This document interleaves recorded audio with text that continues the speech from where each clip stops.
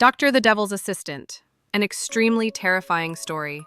A few days ago, a huge fight broke out between me and the director of the hospital where I used to work because of the repeated deductions that amounted to almost a quarter of my salary. Out of sheer rage that consumed me, I hit him and dragged him on the floor, even though I am a woman. When the matter escalated to the police, one of my colleagues advised me to accuse him of harassing me, so I could turn the tables on him, since that was the only accusation that might force him to negotiate a settlement. Indeed, I did exactly that. I brought in false witnesses, and the case was about to reach the prosecution before we eventually agreed on a settlement. I was terrified my lie would be exposed, and I couldn't risk making things worse. I soon found myself sitting at home, unable to find any job, as the hospital director had made sure to call every clinic in the area to ensure no one would hire me. I remained unemployed for almost 3 months until I could no longer afford food or drink. Then, one day, relief finally came when a friend called me to say there was a job opportunity that could change my life completely. A cosmetic surgeon who owned a clinic in an upscale area was looking for a nurse. He paid unbelievable salaries, but he wouldn't hire just any girl. I spent an entire day searching for the phone number of the nurse who had worked there before, until I finally found her. She answered my call and told me everything the doctor liked and disliked and how I should look and behave. I was so lucky to reach her that easily. Relieved. Indeed, I put on an elegant outfit I had bought for a large sum I'd borrowed from my brother, and I went to the clinic. I met the doctor, and he began asking many questions the former nurse had prepared me for, and, confident, I gave perfect answers. Satisfied, I noticed the look of admiration in his eyes and realized I was finally close to my goal. Impressed, he told me that 20 girls had applied for the job and he would choose me among them all.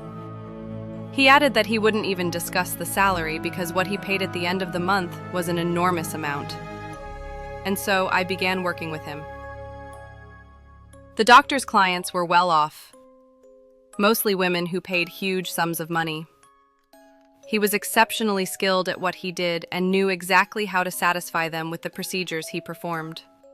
Most of them came to have fat removed or parts of their bodies enhanced to look more beautiful. Determined, I treated them with the utmost respect, as I had no desire to lose my job ever again. Concerned, but as time went by, I started to notice strange things in the clinic. Disgusted, the doctor had filthy relationships with many of those women, most of whom were married.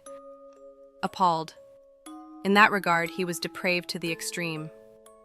Horrified, gradually I realized he deliberately got too close to the patients during exams, and often he would put them under full anesthesia for procedures that didn't require it, then completely uncover their bodies in front of him. Of course, I never objected or said a word. There were some procedures where he would send me out of the operating room and stay alone with the patient for a long time before calling me back in, somber. As a woman, I knew full well that he was behaving in the most despicable way with them. I began to wonder, if he ever decided to do something like that to me, how would I react? Thoughtful? Yet, after I received my first massive paycheck, cuckle, I found myself ready to accept anything he might do. When you earn 6 times what you used to make at the hospital, you start to feel that no principle is worth defending, cynical, pensive. Strangely enough, he never paid any attention to me. I didn't have the beauty those women possessed, not even close. Relieved. I decided this was better for me. Determined. I tried to get closer to him to gain his trust. I started joking with him more, praising certain women in front of him, hinting that he should approach them, sly. I kept saying suggestive things until he truly began to trust me. He started behaving shamelessly in front of me with sedated women, laughing out loud, and I supported him and even helped him. Uncomfortable, afraid he might one day fire me. I did whatever it took to earn his confidence. Firm, observant. Then, tension began to surface in the clinic in a strange way. There was a woman named Madame Amal who frequently came in, anxious, and raised her voice while speaking to him. But I couldn't figure out what they were saying. Puzzled. When I tried to intervene or lure the doctor into telling me, his frightening looks forced me into silence, whispers. Over time, I learned that he'd had an affair with her. Disgusted. She was the only one who had stayed on his mind, and he wanted to repeat what had happened. When she refused, he threatened her with a video he had recorded of her. He probably filmed all his patients without exception, and he began to blackmail her coldly, while she desperately sought any way to get the video back. Coldly. I wasn't surprised. Scornful. They were both despicable. Him capable of any depravity, and her willing to expose her body to the doctor without any necessity. Trembling voice. Until one day, I received a message and a call that made me tremble with anxiety. A full £1,000,000 offered by Madame Amal if I would help her get rid of him. Urgent. She told me that my work wouldn't last much longer anyway because the clinic was about to be shut down in scandal, so it was better for me to take the money and assist her. Thoughtful. I thought long and hard about it, until I noticed the doctor was preparing to dismiss me, and I became certain she was telling the truth. Bitter. No woman ever lasted long with him. Determined.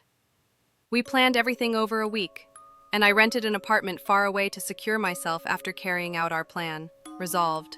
Finally, coldly, I put a little poison in the coffee I prepared for him, and he died right before my eyes, frustrated. But I only got half the amount, just $500,000, and then the woman completely disappeared. My heart burned with rage when she began avoiding me, and I decided to call the police to report her in revenge because she had broken our agreement. Bitterly. But God willed that my call would be the reason they located me and arrested me. Resigned. And so I found myself facing a murder charge, now awaiting a harsh sentence as the price for all my compromises and misdeeds. Thoughtfully. Sometimes life offers you an opportunity that seems impossible to refuse, but it's wrapped in sin. In those moments, be certain it's a satanic trap you must never approach. Gravely. The money that comes from such a trap is fire. Once it reaches you, it burns you without mercy.